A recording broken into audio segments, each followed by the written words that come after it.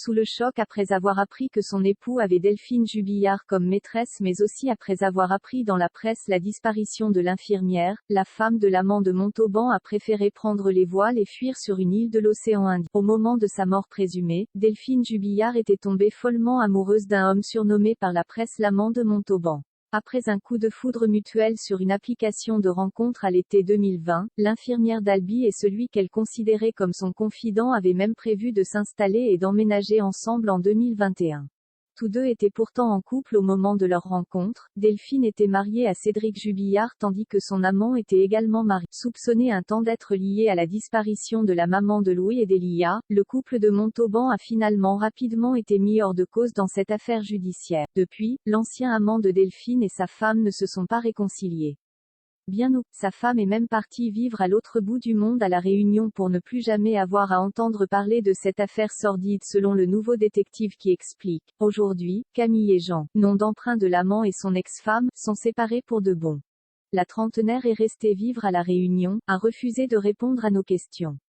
Quant à Jean, il aspire à rester discret. Interrogé longuement par les enquêteurs, la femme de l'amant de Delphine avait dû raconter en détail la réaction de son époux après la disparition de l'infirmière. Il semblait très inquiet. Il voulait s'assurer que je n'avais pas envoyé un message assassin à Delphine l'ayant poussée à partir de chez elle, avait-elle alors avoué aux gendarmes. Considérée comme la suspecte numéro 1 dans cette affaire par les avocats de Cédric Jubillard, ces derniers imaginaient la haine monstrueuse qu'elle avait pu ressentir en découvrant que Delphine et son époux continuaient à s'envoyer des messages malgré son pacte avec l'infirmière. Elle avait en effet conclu avec Delphine de ne plus parler à son mari avant les fêtes de fin d'année en famille.